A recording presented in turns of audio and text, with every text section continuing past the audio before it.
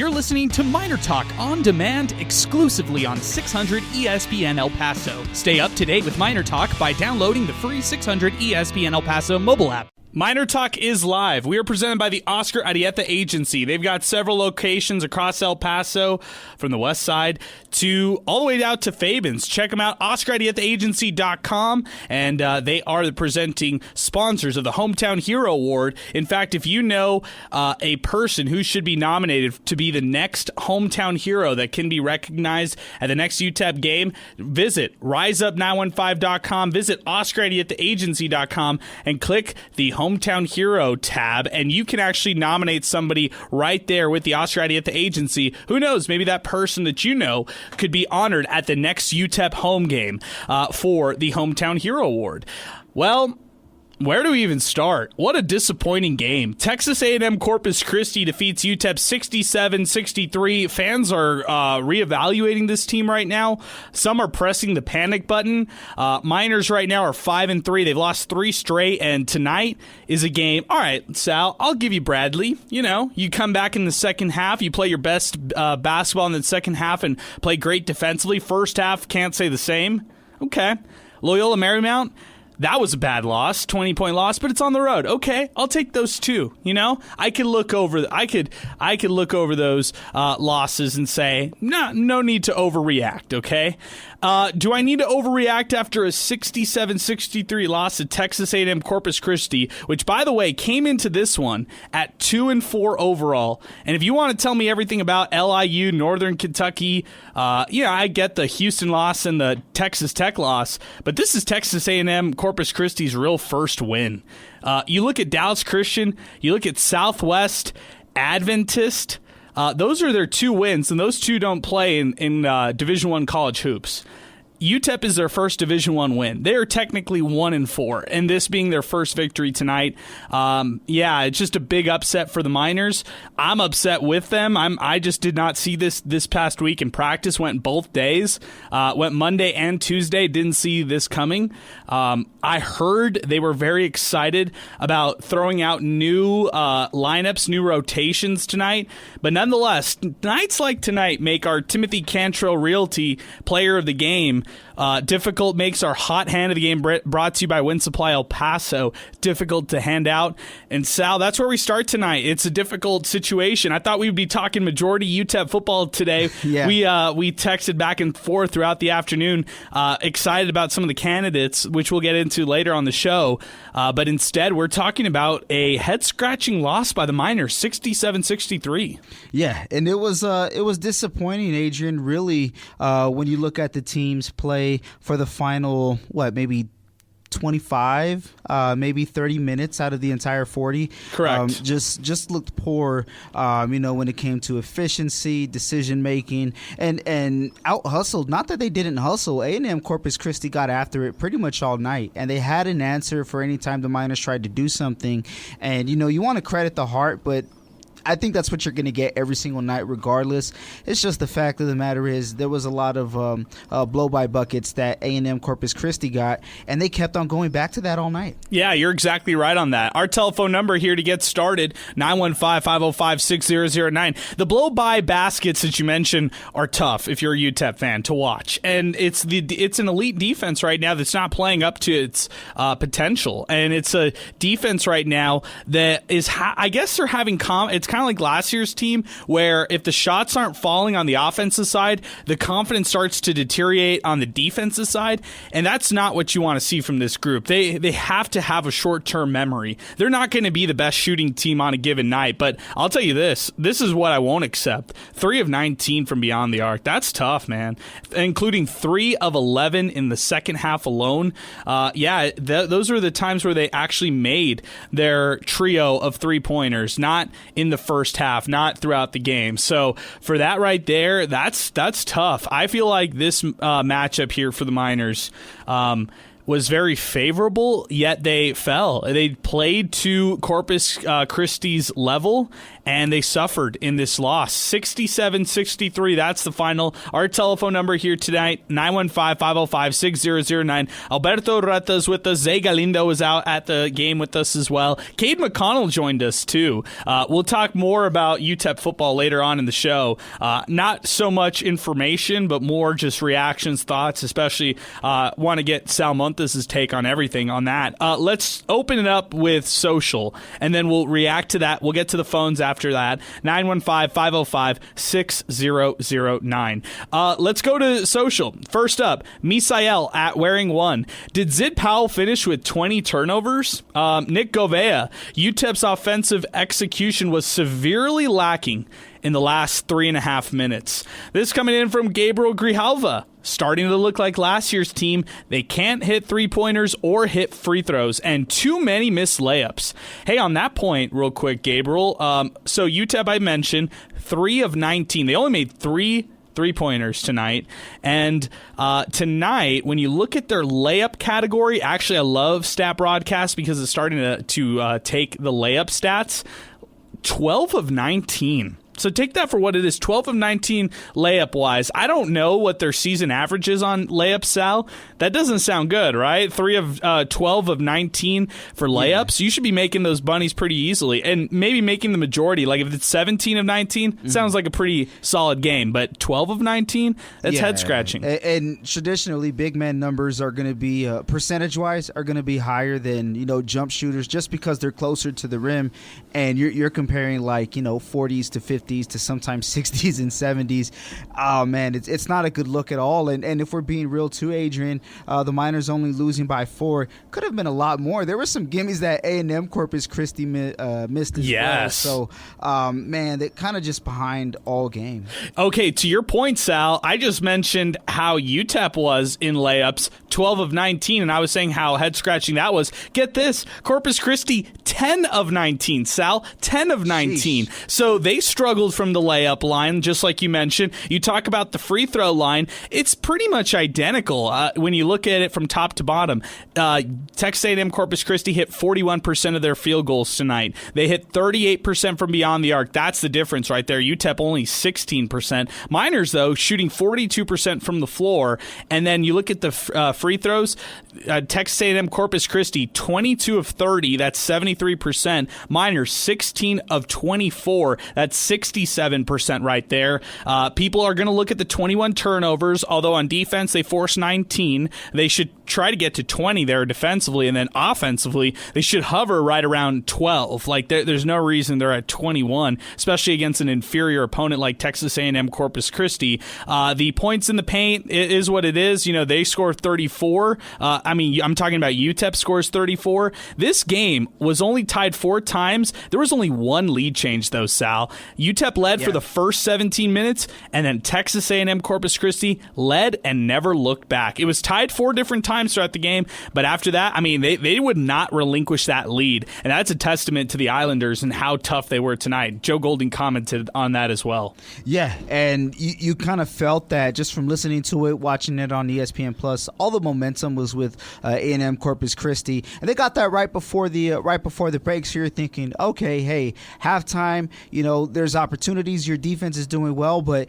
A&M Corpus Christi not only adjusted, but they had answers for just about everything too. So with each stop that they got, it was kind of like another dagger, and it was pretty much slow and painful for the entirety of the second half. Hey, I appreciate Joe Chacon weighing in, Poncho weighing in, Tristan Pence weighing in. We'll get to all those comments here in just a little bit. Also, shout out to our friend Jason Craig, friend of the program, one of our own. He said insane loss today. He messaged that and said that he's tuning in to us as well. Big shout out to Jason. Let's go to the phone lines. We got to get things started here. 915-505-6009. Full phone lines. Guys, I'll be honest. We meant to do a lot of football tonight.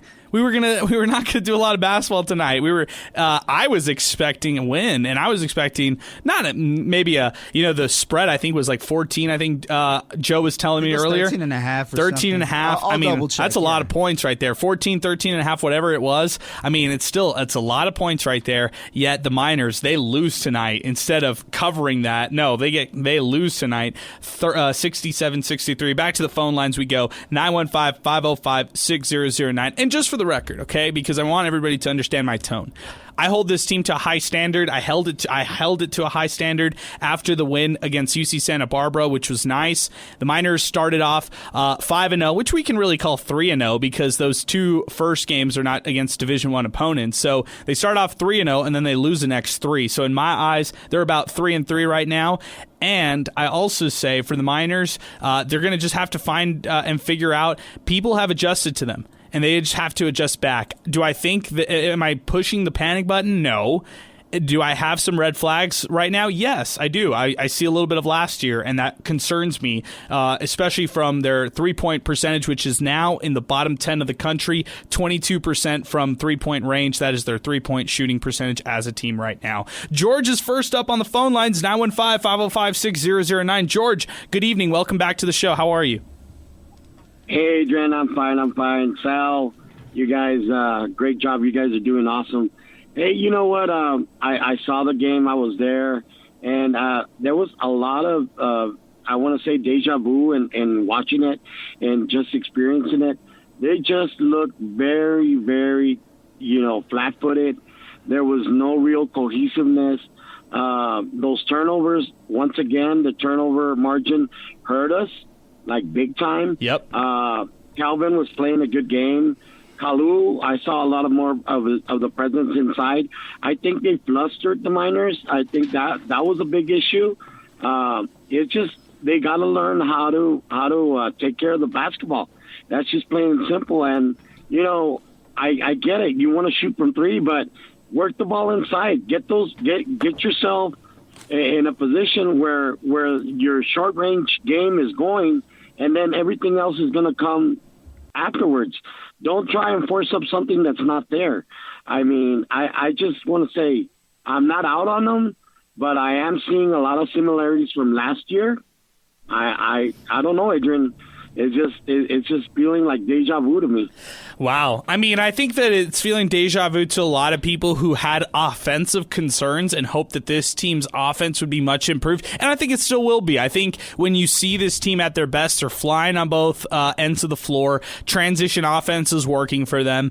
But when they're struggling is what Texas A&M Corpus Christi did today. They forced them into the half-court offensive sets, which right now UTEP is simply not comfortable doing. UTEP tried tonight, George, to throw Corey Camper Jr. at the one, so they went small guard lineups throughout the game, and I thought they were trying to be very innovative and maybe trying to be experimental throughout the game.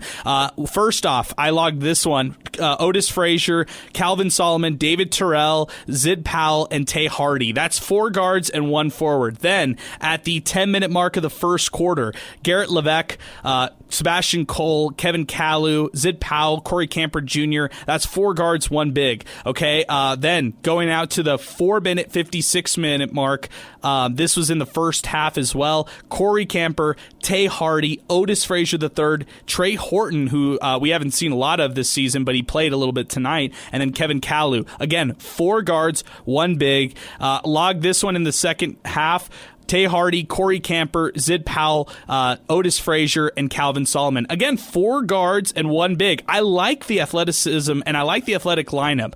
I just think that tonight, for what they were trying to do, maybe it just didn't match up the game plan that Texas A&M Corpus Christi had. They came in and they really out-physicaled the Miners. They really threw out a nice defense that made the Miners struggle in the half-court offense. And as a result, George, that's probably why you feel like it's deja vu again from last year. Hey, I appreciate the phone call, George. I got to keep moving. We got full phone lines right here. And before we get to Mike out in Austin, let's pause 10 seconds for station identification. You're listening to Miner Talk, brought to you by the Oscar Arieta Agency. More in less than 10 seconds here on 600 ESPN El Paso.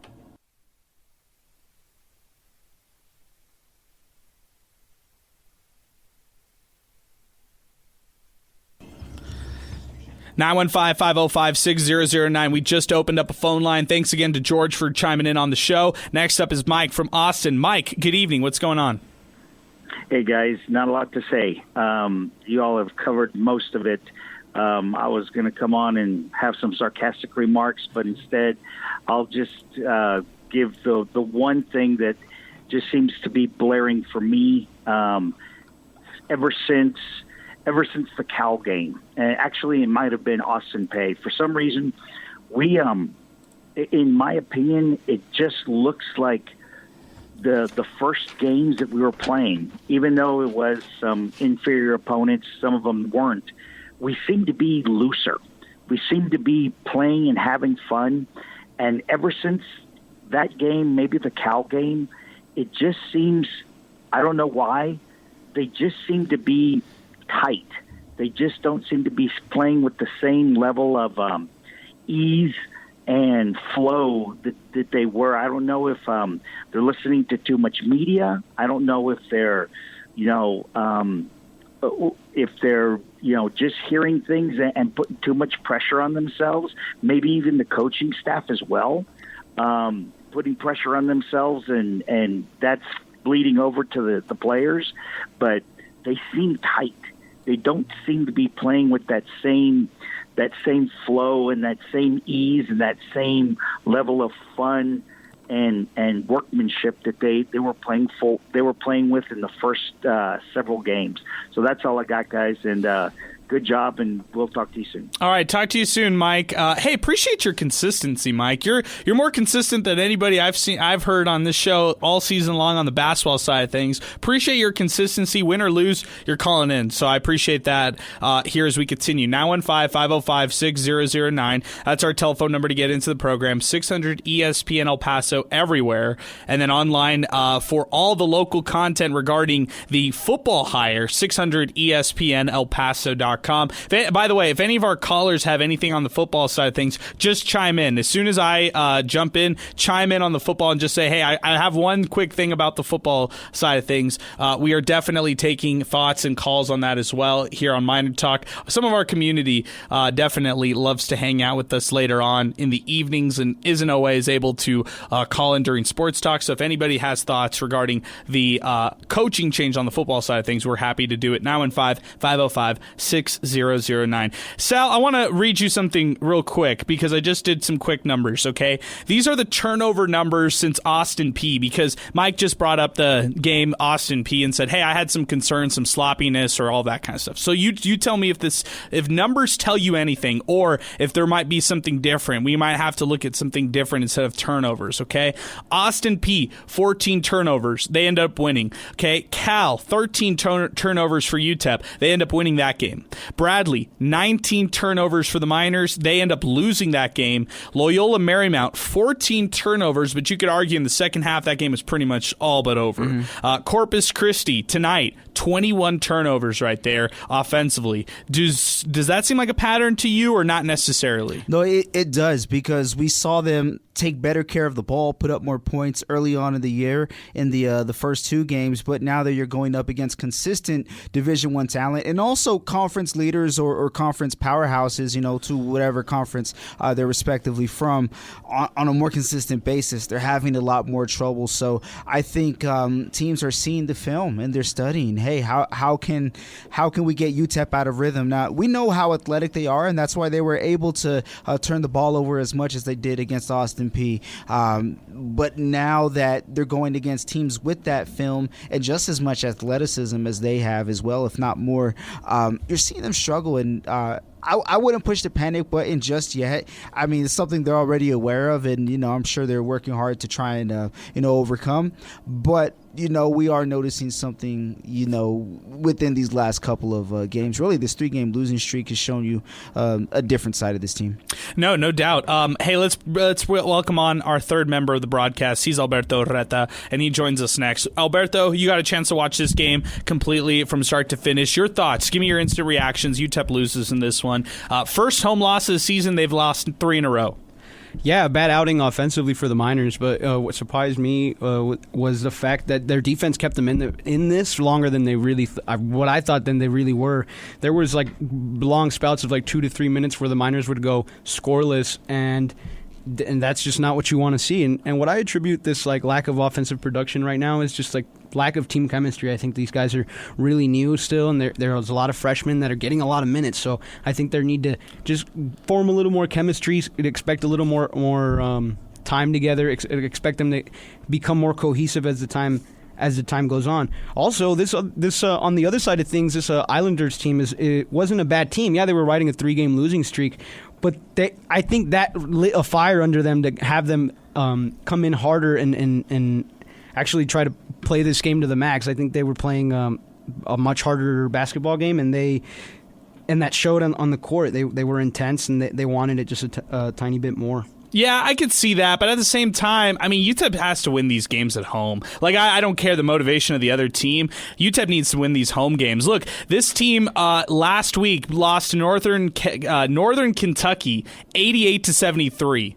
So, I mean, we're talking about a 15-point loss. Then they lost to LIU, which is, by the way, LIU 1-5 on the year. They got killed 83-68. So 83-68 right there. Yeah, you can argue to me any given night, if you don't show up, you're not going to win. I get that. But if we hold this UTEP team to a higher standard than others, which is what I think a lot of fans did after that UC Santa Barbara game, which, by the way, Sal, to your point, when it's against a team that they won and they pretty much wiped the floor on against UC Santa Barbara, UTEP only had 7 turnovers in that game. So going back to that turnover count, maybe that's the issue right there. And yes, while the defense kept them in this game, Alberto, I was concerned with the fact that, man, Texas A&M Corpus Christi was missing a lot of free throws. How about that bunny that they missed right in like they had a wide open layup and he misses it right there? I mean, he was wide open. They somehow broke the UTEP press.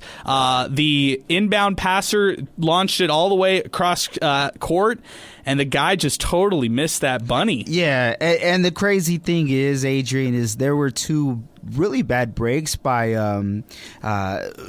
tonight's game in the final minutes when it came to the Islanders, and the Miners just couldn't fully capitalize on it. And I think that's the frustrating part. You see that they're in position to make a play on one, and they almost get that steal, but then to give that up too was just a really bad look, man. You got the best and you got the worst of the bottom today, I guess. Yeah, I agree with that, and I agree with that assessment. Also, I would think that last offensive possession for Texas A&M Corpus Christi, I guess I have to see that again, but that's 4 straight, maybe 3 straight offensive rebounds. The guy got down low, and then he puts it back up for them to go up by 2 scores and pretty much lose or effectively win the game for the Islanders. Sorry, it was a 1-point game at that point. Okay, he hits that low post bucket after all those missed shots, and that made it a 3-point game. So that really changed the Miners' philosophy on their final offensive possession. Zid Powell dribbled right side. He looked baseline to try to launch it to Tay Hardy.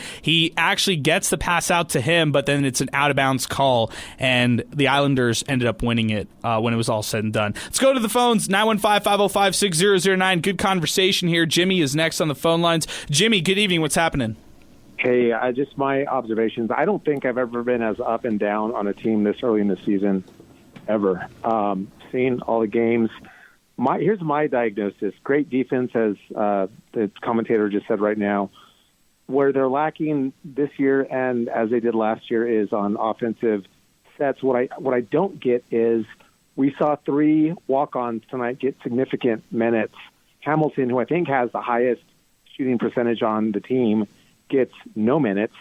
You got the freshman Elijah Jones, who probably has the best mid-range game of anybody on the team, gets 3 minutes. I just don't understand the lineups. I don't know if he's trying to make a point, and if he's trying to make a point, he's doing so at his own peril. I think he's a good coach, and I'm excited about him. But some of these lineup changes, when you have offensive issues, you're not putting in Cole, Levesque, and I forget the name of the other guy. It doesn't make any sense to me. And your best mid-range, or arguably your best mid-range guy, gets 3 minutes. Your big guy, and this against Corpus, you could have really exploited the team on the offensive side with the big man play, and he doesn't get any minutes whatsoever. It makes zero sense to me. If your liability is offense and then you have 3 walk-ons get significant minutes, how the hell does that make any sense? Okay, so I would just real quick clarification. Garrett Levesque, he's one of the walk-ons you're talking about. Sebastian Cole is the other walk-on you're talking about. Both of those guys combined for 13 then Horton minutes. Is not a walk-on, I guess? No, Horton's a scholarship guy, but only gets a pair of minutes tonight. And I think for Horton, I agree with you on that. Why, for Elijah Jones, he frustrated, I think, the coaching staff in the first half with what happened. He attempted 2 three-pointers, and those both didn't go in. He fouled when he maybe shouldn't have fouled, and he turned the ball over, and as a result, only 3 minutes tonight. So he was in the doghouse. Hamilton, real quick for you, Jimmy, because since we're on this topic, after the games that didn't count and didn't matter, here's his game minutes per game, okay? UC Santa Barbara, 3 minutes. Austin P, 4 minutes. Cal, 5 minutes. Against Bradley, a minute. Against Loyola Marymount, 3 minutes. Tonight, DNP. So there you go for Derek Hamilton. That's just kind of the recent stretch. I don't understand why. And Adrian, if the standard is not hitting threes, okay, then why is Dos Anjos, who's never, I don't know if he's hit a 3 this year, he's getting substantial minutes. And at least Jones has hit several threes this year. That's something that a lot of the Miners can't say. But again, he has a good mid-range game. He went off in a couple of the early games. Why, when you need offensive help, he's only getting 3 minutes when he's arguably one of your most potent offensive players? I have no idea. No. I have absolutely no idea. And then the other 3 guys who are getting hardly any minutes, tonight I think one of them gets 9, the other gets 4, another gets maybe 6 or 7. I don't get it. Why? Yeah, I hear you. Hey, I appreciate the phone call, Jimmy. Thanks for weighing in. The one, I think you can look at the minutes, and that could be a quick fix when they watch tape and realize, hey, we want to play Kalu more. We need more interior presence. I think your argument came off of the front court and the lack of play that they saw in the front court, and as a result, the Miners, they struggled in stretches of this game. They tried to mix things up, and I think by mixing things up, it didn't work the way that they maybe thought. 915-505-6009. Ronnie's next on the phone lines. Ronnie, good evening, man. What's happening? What's happening, guys? Hey, when's your trip here? We got to make this plan. Well, they keep playing like this, so we're gonna be doing something else, boys. But no, I want to come to conference play in the second half of the year. I want to make a couple quick points. The first point I want to make is, these are the games that Golding is comfortable in. And what I mean by that, he likes these ugly middle 60 games where he can try to make a point, play players that probably weren't thinking coming into the night they're going to play. Like, those are the games that he's comfortable coaching in, because those are the games that he has to do the most coaching. Now, on the flip side, when they played against Santa Barbara, they're scoring 89 points, touching 90. That's how this team has to play. That's how they're built to play to win. With Zip Powell leading them, that's how they're built to win. The problem is his imprint, his voice isn't needed as much because their offense is taking them places that, you know what I mean, that their defense doesn't have to. And so, therefore, he's just not comfortable in those type of games because everything's just flowing naturally. That's not a knock on him. That just is what it is. Second point I want to make is, you're seeing now in year 3, you're seeing the things that I've been saying that Golding has to get the assistants to do. A, he needs an offensive-minded assistant, right? And B, he needs another guy that can just recruit really talented players. You know what I mean? So that he can have more nights where he can let off the coaching and let the players just kind of go get her done, per se. And those two things are going to be the detriment of his either success or downfall at UTEP. And those two things are either going to make or break him in his tenure here. And you're not going to get away from that, because at this level, where you leave ACU, which went to the WAC and all that stuff, you leave it to school to transition from D2 to D1. The bar goes up, resources go up, your money games that you're able to go and get all of a sudden have to be at least played competitively. I'm pretty sure they paid Texas Corpus Christi something tonight. That's probably a buy game, I would imagine. And so recruiting is going to be huge at this level. And then you got to have offense at this level. You're just not going to beat good teams in the mid-60s for 20 to 25 games of a year. It's just not going to happen at this level. Like you're literally scratching the outside of P6, P5 players and teams. You're going to have to let guys go loose. The last point I want to make that nobody is talking about, and I hate to have to be the bad guy, but I keep telling people,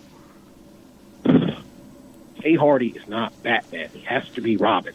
And whenever he's Batman, go look at the games they lost. He's the leading scorer. And what does that mean? Dude, they scored 47 points against LMU. So if him being the leading scorer gives you 47 points, who the hell are you going to beat, man? You see what I'm saying? Like, you got to understand that everything has to start and end with the Powell kid. When Tay Hardy has that go-getter mentality like he had at Southern Miss, it leads to what? Absolutely nothing. You have to keep him in the passenger seat. You cannot let him get in the driver's seat. And when that happens, look at the games they've lost. Value the stat guy. Go pull it up. All the games he's leading them in scoring, more losses in his tenure here at UTEP than they were wins. So what is that telling me? You're having a kid that's having a James Harden type effect where his scoring isn't impacting into a positive way of winning. And once again, I'm not saying the kid's not good. That's not what I'm saying at all. But what I'm saying is there's dudes that are scorers, and there's dudes who like, oh, we got to get that dude the ball because he's efficient, he's impactful, a la Sule. Boom. Like, there's a difference here, right? Like, yeah. Like somebody has to I'm be glad you mentioned Sule. Keep going. I'm sorry. I didn't mean to cut you off. Right? Yeah. You know what I mean? Somebody has to be a leading scorer on a bad team. You know what I mean? Like, we see it every year in the NBA. We see it every year in all levels of, basketball. Somebody has to be a leading scorer on a bad team. But the problem is when that scorer who's leading the team in scoring doesn't impact the game to winning, then that's all you have is a guy that's a shot taker. We need shot makers at UTEP. And I still believe that has to be the Powell kid. Like I wholeheartedly believe that if he's leading the charge, he's aggressive, he's making shots, then the sky's the limit for this team.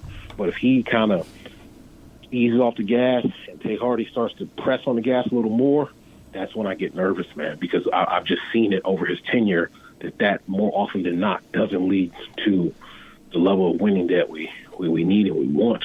Like I said, go look at the stats just from this season. I mean, I think he's led them probably in 4 or 5 games scoring, and 3 of those games were in the loser streak. So what like, you know what I'm saying? Like, Batman and Robin, right? Like, we didn't want Keontae Kennedy leading the team when Sule Boom was here. We wanted Sule Boom doing the same thing. Batman and Robin. And when they get back to that, they're going to have a chance any night. But if they get away from that, it's going to come down to a multitude of factors that may or may not be in their favor. Real quick, give me real quick, because we got 2 callers behind you. Your thoughts quickly on the football hire. Wait, they hire somebody? No, who do you think they should get? Like, who's your guy? Who's your guy with hearing all the names? I still think they need a former head coach. I'm not sold on UTEP with their current affairs going after that coordinator that you want, via any coordinator. I think they need a guy who's been in the driver's seat doing this, and they've had multiple years away. You look at what UNLV did, they got a Pi 5 coach, and it led to winning right away. UTEP should take the same blueprint and the same formula. Don't go and try to reinvent the wheel. Go take the same formula. Go take the same blueprint. There'll be enough guys out there that got Power 5 head coach experience that want to stay relevant, get back in it, climb the ranks, and they'll come and do some good things. But they got to take the same blueprint. To do anything different would just be pure madness at this point. Look at what North Carolina did. They hired Mac Brown. North Carolina's been shit in football forever. Always been a basketball school. They hired Mac Brown, and now they're compete for ACC titles every other year. You know what I mean? There you go. Hey, good stuff, Ronnie. I appreciate the phone call, man. Thanks for waiting and leave that in the pod. 915-505-6009. That's our telephone number, 600 ESPN El Paso on social and everywhere we are. Good stuff, Ronnie. Appreciate it. Let's go out to next up is David from the east side of El Paso. He's going to be joining us next. If you're trying to weigh in and you've been waiting to get into Miner Talk, give us a call right now, 915-505-6009. We just opened up a phone line. Now's the time to weigh in if you want to weigh in here. By the way, we'll get to our awards later. I know they're not fun when we have to do it after a loss, but that's how we pay the bills here. We will hand out our hot hand of the game, brought to you by Wind Supply El Paso, and then our Timothy Cantrell player of the game. And big shout out to Timothy Cantrell coming on to Miner Talk for the first time this season. Let's go back to the phones. It's David from the east side who's joining us next. David, you got to listen in on a couple different comments so far. Give me your instant analysis after UTEP loses this one 67-63 over Texas A&M Corpus Christi. Okay, I'm a retired coach from basketball in the El Paso County. Ah, David, I remember you called us before. We've heard you. Yeah. Yes. Okay, in the first 5 games, the Miners were moving. They were playing defense. Their passion was out there. And then they played Bradley, and I think that they played them pretty good. They didn't give up. And then they played Lamar. Boy, that was an awful game. Awful. Loyola Marymount, but yes, that's right. Yeah. And then today's game, I saw it on ESPN Plus. The Miners were like a step back. The Corpus Christi was a step. They were quicker than the Miners. And the Miners are terrible in the 3 points. They're terrible. In the free throws, they're averaging 55%? Someone there? Yeah, 65 right now. Yeah, 65? Okay. All right. That's not good. Okay. In this game, I saw them, they were not playing with passion, nothing. I mean, if I was a coach, I would say, play man, but let me shoot from the outside. Okay? And get the middle so they can drive in. And that's what's going to happen. If the Miners don't improve in the 3-point shooting, everybody's going to say, okay, let's play man, and then let me shoot from the outside. And they're going to win. The opponent's going to win. Okay? And I thought Corpus Christi played real good because they were faster. They were driving in, creating contact. And the Miners, I don't know. Powell seemed to be the one supposedly the number 1 shooter or something like that. Right. But he didn't do anything today. So to me, something's going on mentally or something's going on internally. Maybe Coach Golden is too rough with them. I don't know.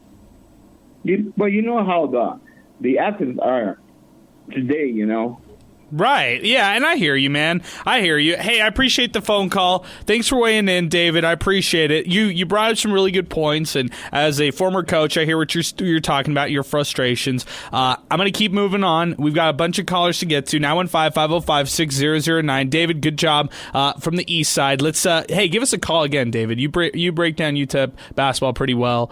And, it's good to have you here on the show. Let's go to Hunter. He is joining us next on the phone lines, 915-505-6009. That's our telephone number to weigh in, 600 ESPN El Paso on social, and then 600 ESPNElPaso.com. What's up, Hunter? How's it going, man? Pretty good, man. How you guys doing tonight? Hey, I'm doing well, man. Thanks for asking. We're almost there, maybe, to see if UTEP hires a football coach soon. So, yeah, we're working around the clock, my friend. There's no doubt they'll have one now. They hire a good one. It's a different story. There you go. All right, give it to me, man. What'd you think? Given a center's record of less than 30% for his head coaches he's hired in conference play, I'm not too optimistic. Yeah. I hear you. All right, tell me about basketball. Hey, man, that last caller, so some valid points, and then with Ronnie, I actually disagree with him. He's saying that Tay Hardy's got to be Robin. He's no Batman. Well, what's he supposed to do? Defer when nobody else is making a shot? What is he going to do to not be the leading scorer? Purposely give away his shots to someone else that's shooting 16% or something? Like, really, what's the solution there? It's a good question. Keep going. Powell has no outside game. I think he's made 1 3 all season, I think, that I've seen. Maybe I missed one. But he's not an outside shooter, man. He can maybe hit a mid-range one every now and then. He can only drive the ball, and the other teams know that because they've watched film. There's no secrets now.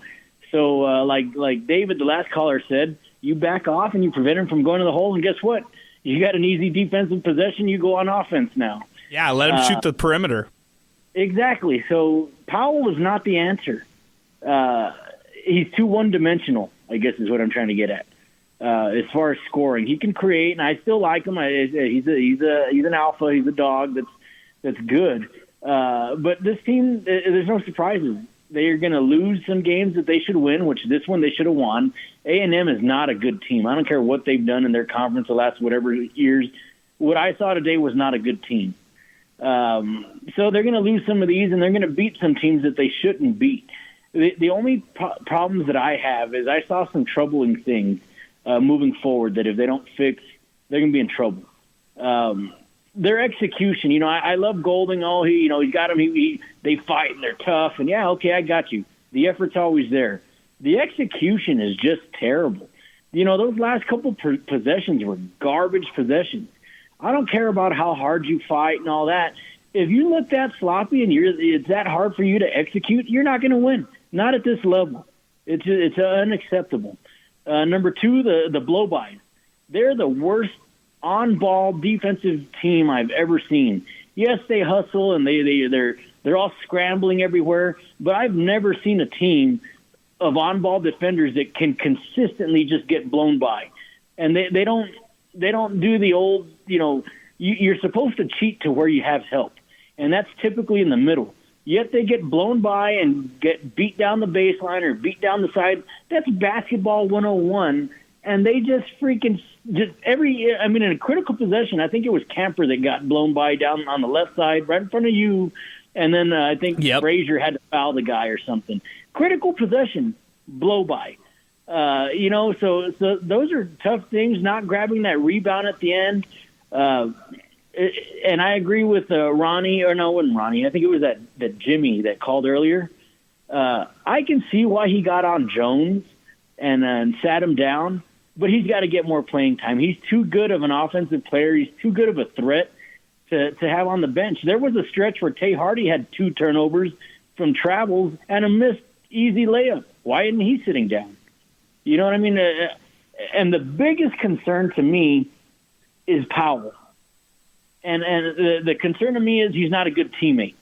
It looks like it's about him. He's got a bad attitude. I don't like his body language out there at times. He didn't even participate in the second half warm-ups with the team. Did you notice that? No, I didn't. Man, you're on Powell today. You're on him. Why is he special?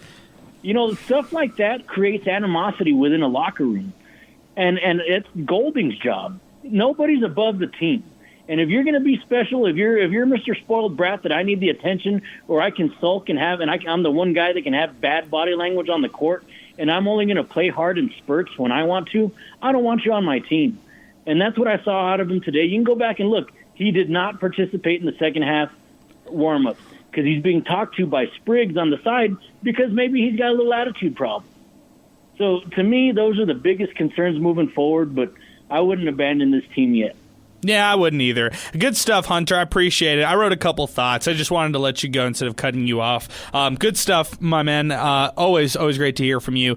Look, I completely disagree about the Tay being the answer and then Powell not necessarily being the answer. To have concerns about Powell's play right now, very valid. To question the leadership or the question the teammate, I think it's way, way, way too early. And I think that goes back to something that Alberto talked about earlier. It's developing the chemistry. It's developing that relationship with all the players and realizing when adversity hits, how can you as a team collectively rally around that adversity and get better? I mean, really, if you think about this team right now, they haven't really had a gut punch like tonight where it's like, wow, nothing is going right.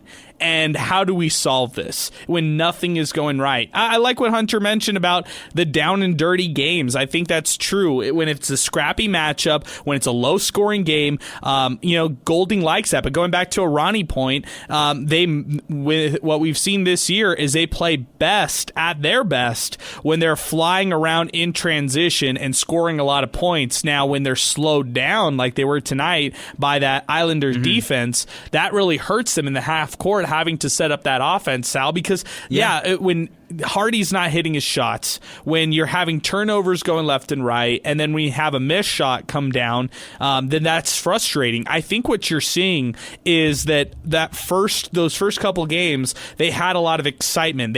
They pushed through the adversity. They pushed through the frustrations because they played well on both ends. Tonight, they let their frustrations kind of overwhelm them. And if that did boil up into emotions, and you know what, if that's the case at the second half where Sid Zid Powell didn't come out to warm up with the team and stuff like that, sure. I mean, I think everybody can look inward and say how this team needs to be better leaders moving forward. I think Otis Frazier said that in the postgame tonight. I think Joe Golding said that in the postgame interview tonight. They've got to look inward as far as their leadership, see who really wants this, see who really is going to put the effort to be here. And if you remember back to last year, they needed a guy to step up in this number one role. And that's why I believe, no, is it right now? No. But I believe in the future when it comes to winning basketball, it has to be Zid Powell. He has to be the guy, in my opinion. Now, the execution part of it that Hunter was talking about, couldn't agree with that more, Sal. When you're taking timeouts to draw up a play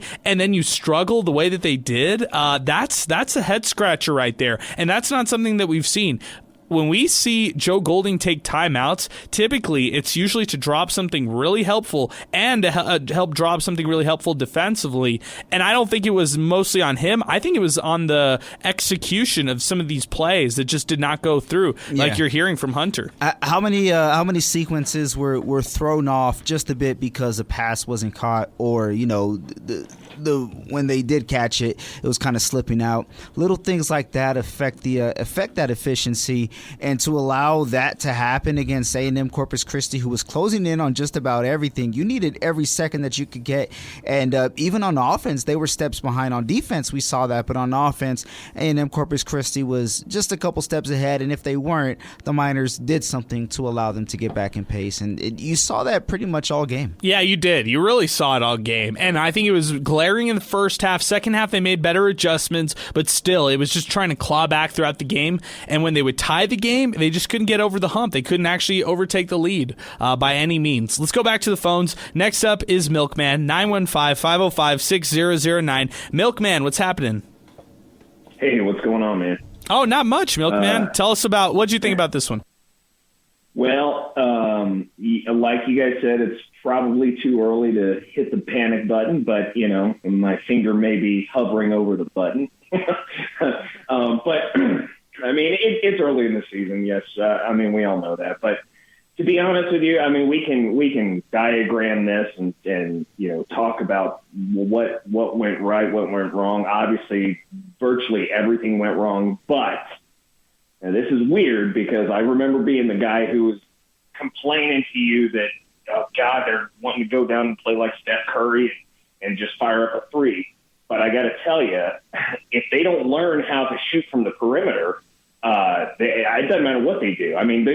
It's not that they had somebody in their face when they were shooting. They were just missing shots. It seems almost like it's a mental block now. Like there's something going on that they just can't break through. Because honestly, all the ones they missed in the first, they were three of 19 or something like that. Correct. From three. Yeah. In the first half, the ones that they were missing had half of those gone in. They'd have been blowing them out. This was not a good team that they lost to tonight. Not to take anything from them, they won. And they were the better team on the court. But you can point to that missed bunny you were talking about. That come on, we're really losing to these guys. Like, come on. But like I said, you can over diagram it and say what exactly we need to change. But if you can't shoot it when you're wide open. And it doesn't matter how many chances you get at it, you're still not dropping any. Well, it's going to be hard to win any games that way, And again, like I said, it feels weird saying that because I was the one who was like, God, they won't work it into the paint, But now they do know how to work it into the paint and actually get points, from the paint. But man, they cannot shoot from the perimeter, and like I said, it seems like a mental thing now. You know what I mean? It seems bad. Yeah, and I like Joe Golding's answer about the perimeter shooting, Milkman. He was saying how, hey, he's putting it on the guys to go in the gym and who really wants it, you know? And I believe that you develop perimeter shooting through confidence and through hard work in the gym. I'm not knocking this team's work ethic whatsoever because I see how hard they go in practice, but maybe that's what they need to do more of, is just kind of get back in the gym, start practicing a little bit better, and finding that rhythm in their shot. I mean, even Tay Hardy, he's the team's best three-point scorer on this group, and you look at his numbers tonight from beyond the arc, 1 of 7. He was the guy who made one of those three-pointers. Otis Frazier made another, and then Corey Camper Jr. as well. I think this team really needed Baylor Hebb before the season started. Maybe they thought his waiver would have actually cleared, and he's supposed to be that sharp-shooting guy that this team likes a lot. And you heard from some of the players say it after the game of that UC Santa Barbara one and all that they wanted, they said free Baylor, all that kind of stuff, which is interesting. And yeah, it's cool, but for them to say things like that initially. But the reality is the NCAA is so inconsistent when it comes to these waivers right there that I feel for UTEP in this situation, not kind of going in these like uncharted waters, not knowing if he's going to actually be eligible this year. But as the time continues to go, I think the less and less chance and possibility that they'll get Baylor Hebb cleared for this year, and it's probably on to next season for his eligibility getting started with the Miners. Good stuff, Milkman. Great to hear from you, man. 915-505-6009. That's our telephone number. We'll get to Chris in just a second here, who's coming up next on Miner Talk. But first, let's go back to Twitter. This is Joe Chacon. Miners are going the opposite way after winning the first 5 games. What happened to the swag and the juice? I feel the same way Coach Joe Golding did watching from the sidelines. He knows this team is better than this. Hashtag Miner Talk. Hashtag Sal is my pal. That's become one of the new hashtags there, Sal. What do you think about that? It is join the mix. Yeah. No, it's we got to keep it going. It's a lifestyle. Yeah, Miner Inc. crew, too. Manny David. Can't buy an outside shot at all. After what looked like a good start to the season, now looks to be a long season. This team isn't going to win many more games playing like this. Hopefully, Coach Joe Golding can figure something out. Hashtag Miner Talk. Hashtag maybe next year. Early to say that, man. Early. This is from Snappy Trades at Snappy Miner. I haven't seen this Twitter account yet. I like it. Easy schedule. They look completely off on offense. No adjustment made by the coaches. And what the heck was that ending? You call a timeout and then do that? This coming from Bring Back Miner Rush. Gotta admit, I love Joe Golding's attitude toward this. He took accountability after the game and knows what this town deserves. That's why you support the team, even if you're not drinking the Kool-Aid. I like it. This is coming in from Snappy Trades at Snappy Miner again.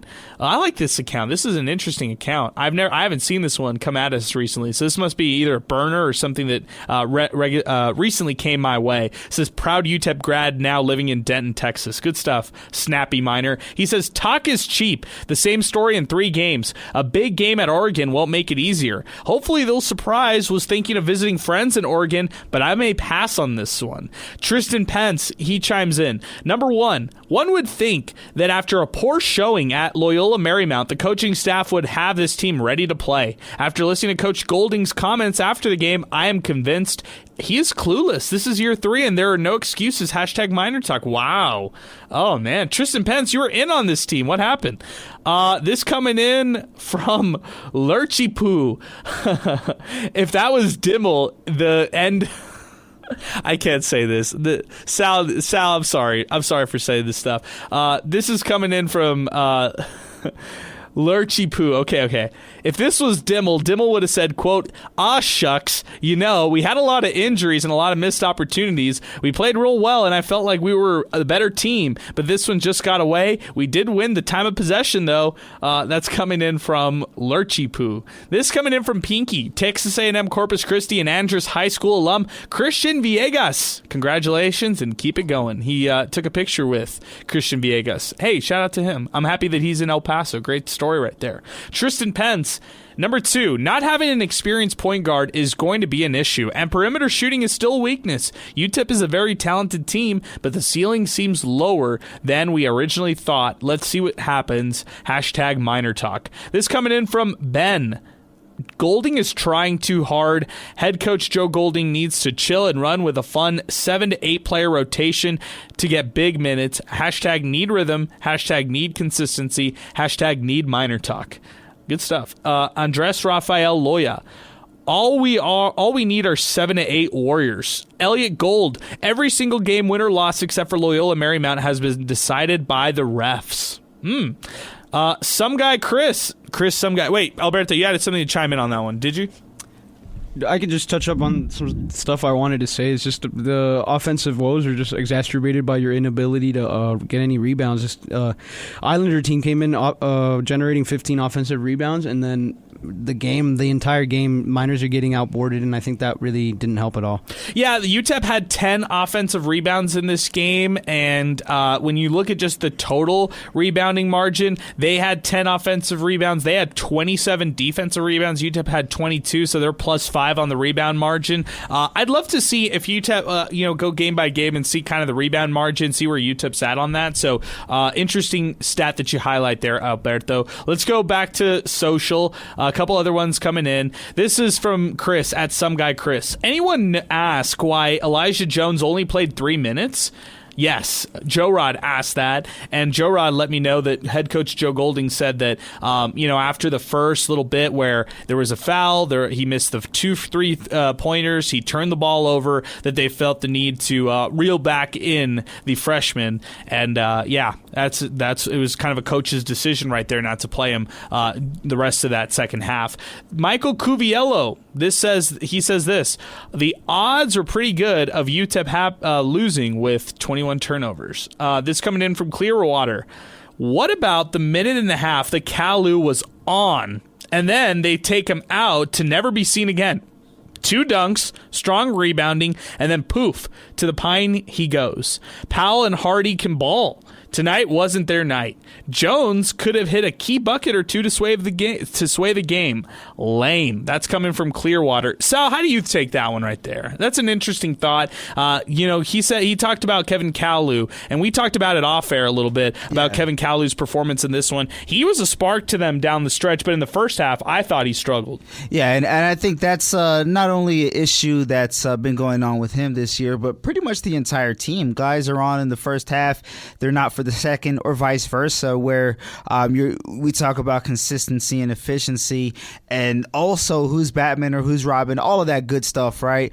Who's going to be the go-to guy, not just when it matters the most, but who can they rely on throughout the game? Because we saw numerous droughts going on with this team. So, I mean, he stepped up in spurts, and other guys did as well, here and there, but you really need a 40-minute effort from just about everybody when you're lacking this efficiency on offense. You can't have 2 guys have 2-3 minute spurts. Everybody has to be locked in. Yeah, look at last year's team. They would go like A+ defensively, and then offense was just such a D- to C+, I think a D- is harsh. Maybe like a D average or like a C+, They just couldn't. They struggled offensively last year in a big way, and I think this year's team is too talented to struggle the same way last year's team did. Especially when they're flying on defense. I mean, that's what kept them in this game as well. If you're able to get transition buckets, that's a different type of offense that they're getting. So it might be something to look forward to as well. How efficient are they in transition? A lot more this year than that year, that's for sure. Hey, Mr. UTEP Mineto sends us this. That team was a 13-point underdog. Dana Dimmel brought bad luck to Joe Golding. He went over to touch the coach and passed on the losing curse. Okay, come on, Joe. Hey, what do you think of Joe John? Did you vote Joe John, or did you vote Johnny UTEP as the next UTEP coach? I voted Johnny UTEP. Okay, me too. Shout out Johnny UTEP. He's our guy. Next up is Chris on the West Side. He is joining us next on the phone lines, 915-505-6009. Chris, good evening, man. What's happening? Hey, what's going on, guys? How's it going? It's going well, Chris. What do you think of this game? Yeah. All right. No, I started off my night at the district, met Kaplowitz, and talked to those guys there for a little bit. It was a good time. It was great to see you, Chris. I appreciate you stopping by. Thanks so much, man. Yes, sir. But back to the game, just very disappointing. Like I said, I've been a big Miner fan since the 93-94 season, and this year, no other expectations. UTEP's always been a basketball it's been a basketball school. It's been no matter what, basketball is it's where the Miners are at. I agree. And Coach Golding, he's a great guy. Very, I believe of him still to this till tonight. But just disappointing. Just we're out there. All right, we lose the last two in California. We come back home. We should get this win. This team, yes, they've been to the AA dance the last 2 years, but it's a whole new roster and new coach. We lose. Yes, sir. We lose. New coach. We lose, and just seeing the last couple of games, I'm still behind this team, but just Powell, it just seems like he's always like out of breath or whatnot. Just excuses after excuses, and it just at the beginning we're like, all right, Powell's our guy. He's gonna be the next Stephon Jackson, and he's gonna lead us to the tournament. And it's something, or Randy Culpepper. But if it doesn't go his way, it's just like an excuse. Even Coach Golding took him out in the second half with like 60 minutes. Something happened with them, and Coach Golding pulled him out right away. And it just kind of frustrating. I'm still behind the team, and hopefully we can change around. I'm totally behind our freshmen there. You guys compared them with C. Cablets. You guys compared them to a Brandon Wolfram, and so hopefully we can change around, man. Because El Paso's starving for a winning either football or basketball. No doubt, man. No doubt. I think El Paso's starving to root for a winner as well. And, you just mentioned Elijah Jones, and you talked about, I think it was John Teich or maybe Steve Kaplowitz did it, but I want to give Teich some credit. He was comparing Brandon Wolfram, even Vince Hunter, with guys like Elijah Jones, just his rawness, but like how athletic he can be and maybe his upside. So the comparison was great. I love that after the first couple games, and how Elijah Jones looked virtually unstoppable. But then tonight, he kind of came down to earth in a sense and struggled early on, and as a result, the coaching staff wasn't having it, and he didn't play the rest of the game after that one right there. Hey, great phone call there, Chris. Really appreciate you weighing in, and really appreciate you stopping by the district out at 3233 North Mesa and joining us on the Miner Talk pregame show. Let's go back to the phones. Let's keep it moving. Kevin is next, 915-505-6009. Then it's Pinky, who we saw courtside as well. Kevin, what's going on? How are you? What's going on, Adrian? Oh, Kevin. Good to hear from you. Sleepy Kev. You're not so sleepy right now. It's midnight here in Austin, man, so I am about to fall asleep, but the Miners lost, so now I'm frustrated, and I have to talk to you guys about it. Well, why didn't you call us during the win? Why are you calling us after the loss? Well, you got to celebrate the wins, Adrian. You don't want to hear me after a win. Come on now. Okay. Tell me all your thoughts on this one. It's great to have you back, Kevin. Yeah, no, for sure. Just disappointing overall.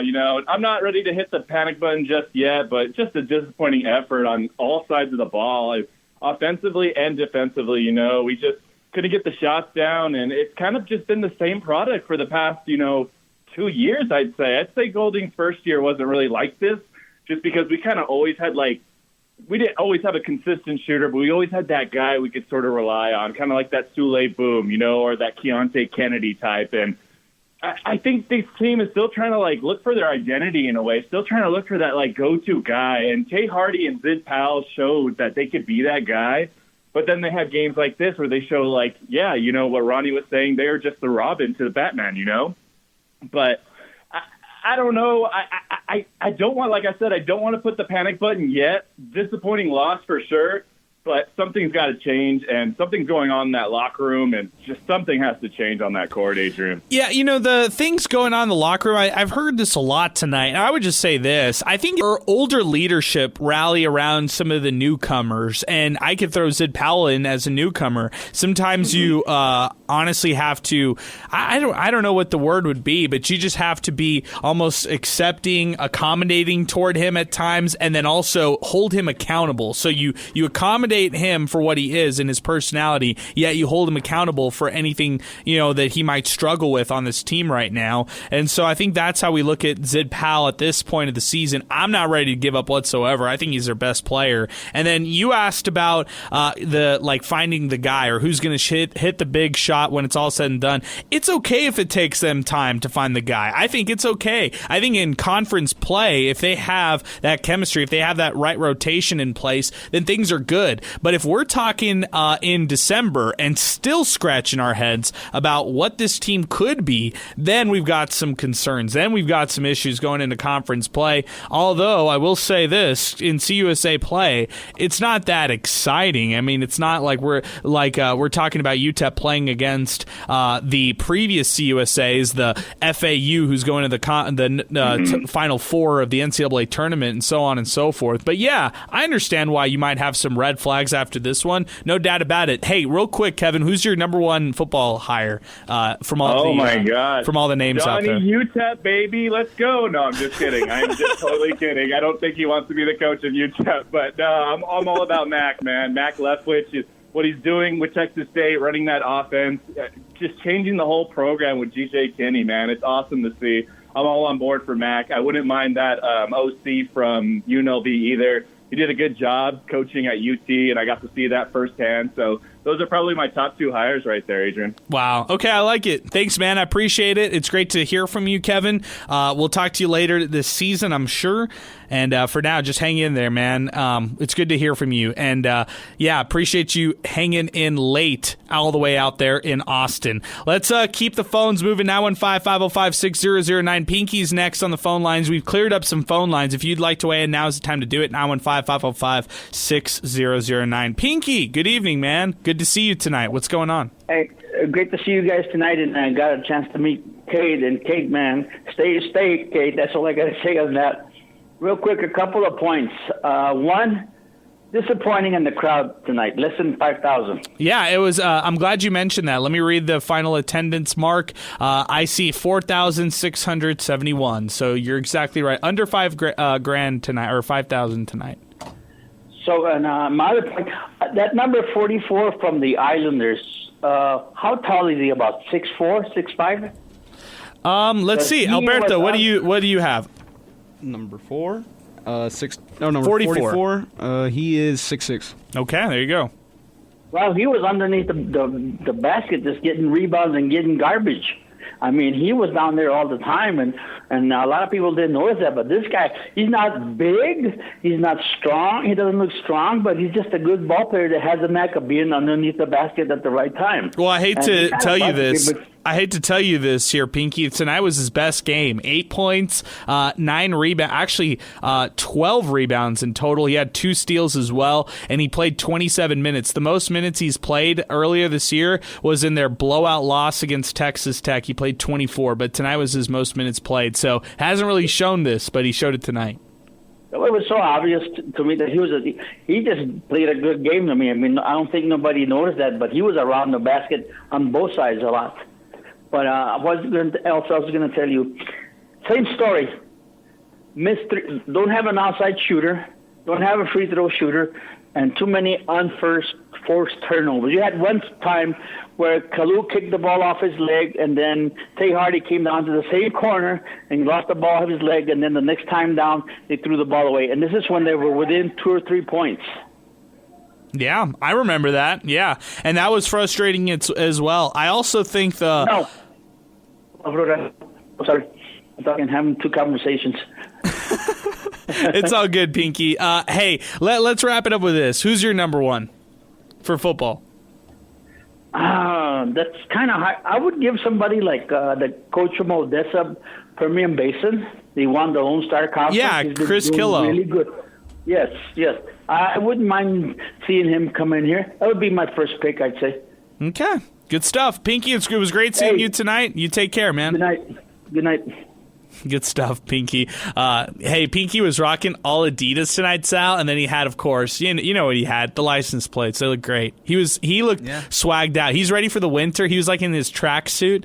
He's looking fresh. He should be. You know when UTEP does their model shots with all the Adidas, they should hit up Pinky. He's right. He is literally models all the bookstore stuff all the time. There's only two people I think of when I that come to mind rather when I think of Miner diehards. Like, you know how there's always that saying like, hey, you can't say we because you're not on the team. Whatever. But if somebody's super anti-we, they have to make an exception for these two people, and that's Miner Pat and Pinky. And that's Pinky. Yeah, I like it. I like it. Good stuff, Pinky. Thanks for weighing in. 915-505-6009.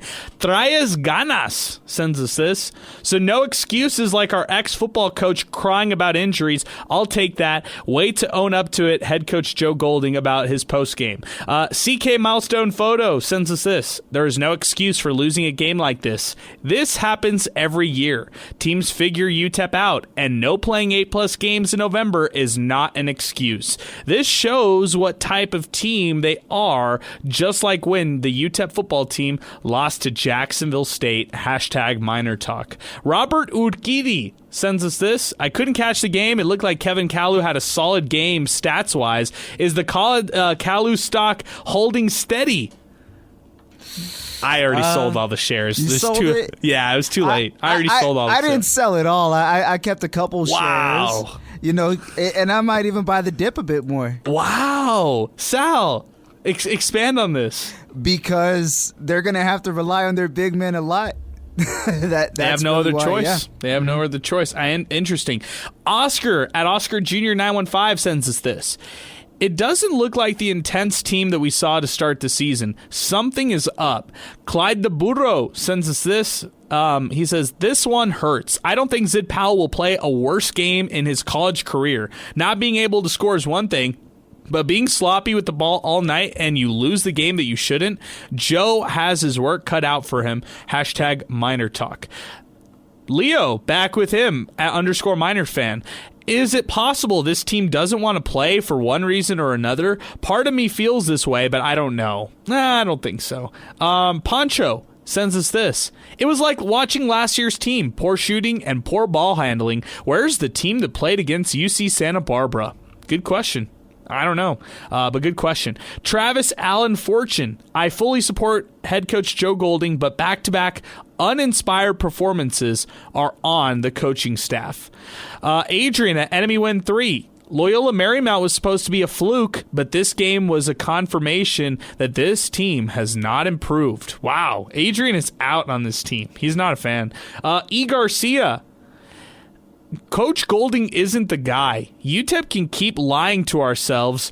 The coach can't coach offensive basketball. Eric Fournier, you guys are overanalyzing things. Take care of the ball, rebound, and make your free throws. And teams will win a lot of games. We need a true point guard and a real big man. I'm not hitting the panic button just yet, but this team is going to be inconsistent all year. Pinky with this one, listening to Miner Talk tonight, and like I have said always, Miner fans are so knowledgeable and passionate of UTEP analytics.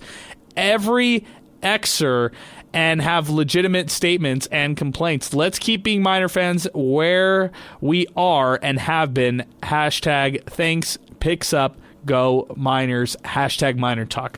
And he said he was disappointed with the attendance tonight. Okay, good stuff, Pinky. Yeah, let's just keep things moving. 915-505-6009. That's our telephone number to get into the program. 600 ESPN El Paso online and 600 ESPNElPaso.com. Let's go to the mayor. He's next on the program. But first, before we get to him, let's pause 10 seconds for station identification. You're listening to Miner Talk, brought to you by the Oscar Arieta Agency. More in a moment here on 600 ESPN El Paso.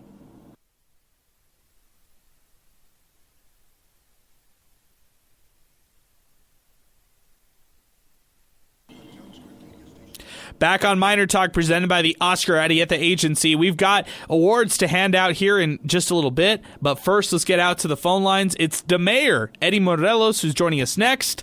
Eddie, what's going on, man? Great to hear from you. Hey, no, just listening into one of my all-time favorite talk shows here, Miner Talk. Wow, we've jumped into your all-time favorites? Wow. Well, dude, really? This is one of the shows, like, I always ask you about it when I'm there hanging out, but like when I make it back home, I'm like, after a Miner game, whether I'm there or not, I'm jumping online to listen, dude. I'm being just straight up honest right now about Thank you, man. That's much love, man. Sports and More podcast host. That's Eddie Morelos. I appreciate it. Hey, but I wanted to talk about, you guys made some points. Some callers made some points. There were, there was something that you and a caller said that the El Paso is hungry for a winner. I think that's what either you or the caller said. The caller, yeah. And, I think it was Chris. And I just want to say that there's a winner at UTEP right now with some really intense play, and I think you guys might know who I'm talking about. And the Miner fans have an opportunity to go and watch this Miner winner of a team, the volleyball team, who's playing in a postseason tournament coming up on Friday and Saturday.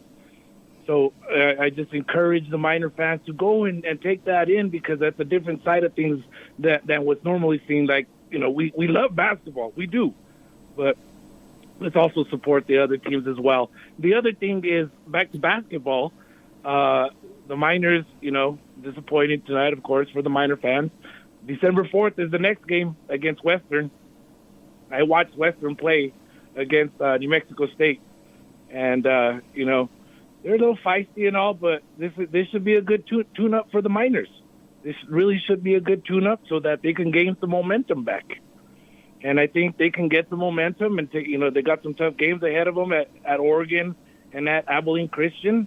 But then the Miners will be back in town for the holiday, tournament of the Don Haskins Sumble Invitational. So that'll be on the 20th. So there's still a chance. The one guy said he's not giving up on the Miners yet. And I think the rest of the Miner fans should do the same like that guy. At least, wait it out a little bit, be a little bit more patient. All right. Hey, good stuff, man. It's great to hear from you, Eddie. We'll talk to you soon, man. Thank you, brother. Hey, Alberto, you react to Eddie. You know Eddie Morelos really well. You react to this call. I do know Eddie very well. Hello, Eddie, if you're listening. But no, yeah, I just wanted to feed off of what he was saying about the women's volleyball tournament that's coming up. I was in UTEP Athletics just the other day, a couple of days ago, and they were saying that they were hoping to break the attendance record during this tournament for the volleyball. You know what the volleyball attendance record for this season was? It wasn't even 2,000 people. Okay. Do you know the all-time volleyball season, or I don't, but this year they didn't have a single game where it went over 2,000. And so, just to feed off of what Eddie was saying, it's like, I understand where he's saying that this city does have winners already. Last year, the city had a formidable women's basketball team, and they saw some of the worst support I've ever seen, and it was really disappointing. So I just want to add on to what Eddie's saying, like, these women's teams that UTEP is putting out there are some great teams, and the lack of support is gut-wrenching for me personally. I go out there, and no one's in the stands. Yeah, and it's sad. And it's sad because these girls could easily hit the transfer portal, and they could easily go to other schools. They could easily go back home.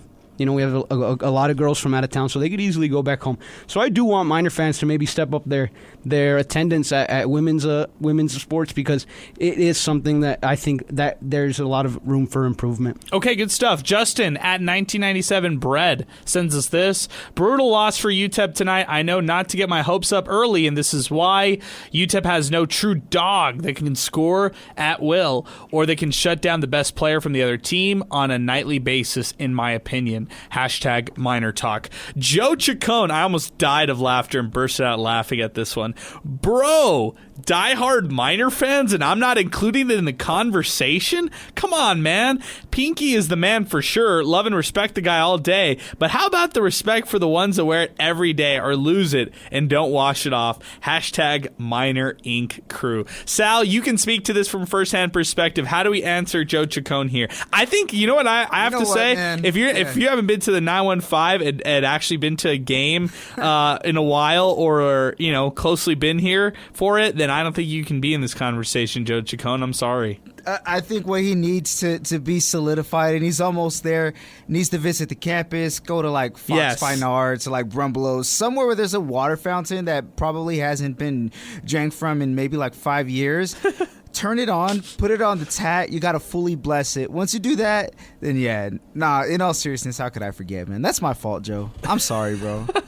I'm so You went the sorry. other way. It's been a long day, man. Yeah, it has. And speaking of that, let's do this. Let's take a break. When we come back, Sal, we're going to wrap things up. We got awards to hand out. We'll look ahead to next week. I mean, it's a Monday game that I don't really look at. I'm looking at next week, and I'm talking about Oregon. We'll talk about all those games coming up next. Miner Talk continues right here on 600 ESPN El Paso.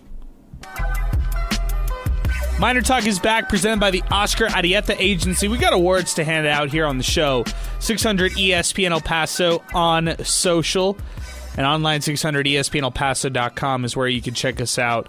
I saw this one coming in from Joe John, but I think he just said Joe Golding is starting to sound like Dana Dimmel. I don't think so, man. I think that's just that could be further from the truth. I would just say this, man. He takes a lot of accountability, and I think what fans, their biggest complaint about Dana Dimmel is that he had excuses instead of taking accountability. So that's how I would see it. What about you, Sal? I see no comparison. Really, when it comes to these post games. And sorry, I was reading some of the tweets. No, you're good. So if there was a second part, my bad. But no, my initial reaction was, come on, man. Yeah. There's no way. No way. Okay, we're on the same page here. Hey, Miners lose tonight to Texas A&M Corpus Christi, 67-63. They're now 3-3, or I guess I should say 5-3, but really, in my eyes, 3-3. Those first two games didn't really count. Next up is Western New Mexico. That doesn't count in my opinion. Then it's Oregon on the road. So that's a tough task. It's out in Eugene, and it's a road trip for the Miners. Not to mention, right after that, they play Abilene Christian, and then it's the John Haskins Sun Bowl Invitational on Wednesday, December 20th. So after the 8 games that happened here in the month of November, wow, what a long November, Sal. Yeah. Felt like forever. You talked to me about McMurray. That feels like forever ago, really. Oh, man. I don't even remember that game. Yeah, I don't. Really don't. I don't even think Samir Montes was born then. No, I don't even think I met my wife. No. Yeah, it feels like forever ago since McMurray.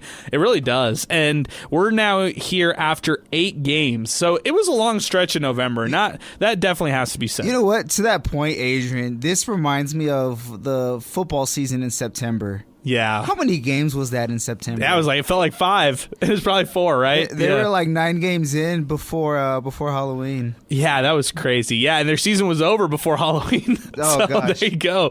Actually, Sal was 5 games in September. Was it 5? So there you go, man. There we go. That's Nice. crazy. So then, after this month of November that we just mentioned, those 8 games, you look in December, it's 5 games in December, so a little bit less, and then it's conference play.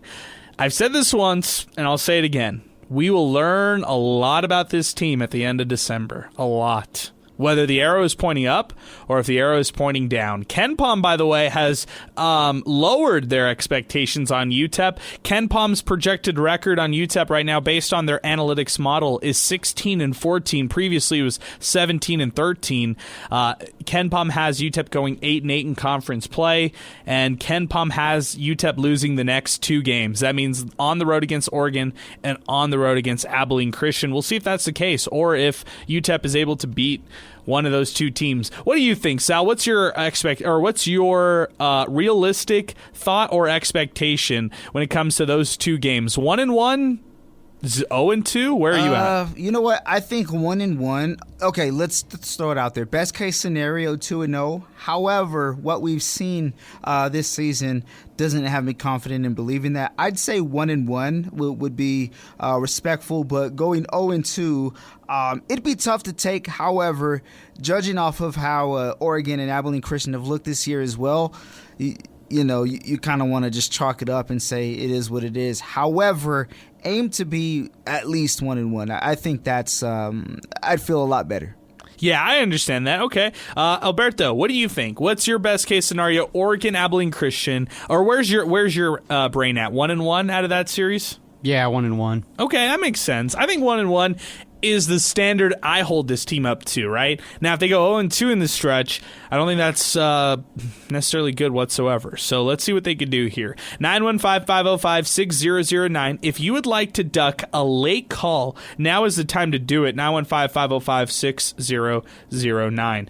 Let's go to awards here on the show. Let's start off with our player of the game. This is brought to you by Timothy Cantrell. Player of the game out of this one, let's go Otis Frazier III. 16 points. He grabbed 5 rebounds in this one, played 29 minutes, was plus 13 in this game, was the only efficient Miner when you look at it from top to bottom, and contributed with a steal. Otis Frazier, he led them in scoring tonight, and you can't say that about many nights for Otis Frazier, but he was their scoring guy, and he went to the free throw line a bunch. He drew contact and hit some free throws as well. He will win our player of the game. Brought to you by Timothy Cantrell. If you're looking to buy or sell your home here in the beautiful El Paso area, well, look no further. Meet Timothy Cantrell, your trusted real estate agent with over 20 years of experience. Don't forget, follow him on Instagram at Timothy Realtor for the latest listings and tips. If you're ready to take that next step, contact Timothy today. Reach him at 915-204-8441. That's 915-204-8441 via call or text for Timothy Cantrell. Let's go over to our hot hand of the game. Sal, where do we go on this one? We're swaying different ways. Do we go Calvin Solomon, 13 points? Kevin Kalu, 4 for 4 on the floor. He was the fourth leading scorer with this group, but he also grabbed 5 rebounds in this game. Where are we going for hot hand in this game? Oh, man, you know what? I'll say this. There was a big improvement this game than we've seen previously, and he was reliable. And for that, man, I'm going to go Kevin Kalu. Yeah, let's do it. We haven't done it in a while. Let's give him some credit. First half was abysmal. Second half was the best second half of offense I've seen from Kevin Kalu. Yeah. So I like your pick there, Sal. Kevin Kalu wins our hot hand of the game, and that is brought to you by Wind Supply El Paso. Hey, temperatures are starting to cool down. We were out at the district today, and it was chilly. Hey, if you're indoors and you're looking to warm up a little bit, check out Wind Supply El Paso. Specifically, check out a Champion Furnace. Visit them online tonight to find your nearest Champion Furnace. Visit the Find a Dealer tab online today at windsupplyelpaso.com. That's windsupplyelpaso.com. As we turn the page and we look over to next week, it's the game against Western New Mexico, and then it's Oregon. So that's where we're at right now. We're going to turn the page. Sal, prediction meter.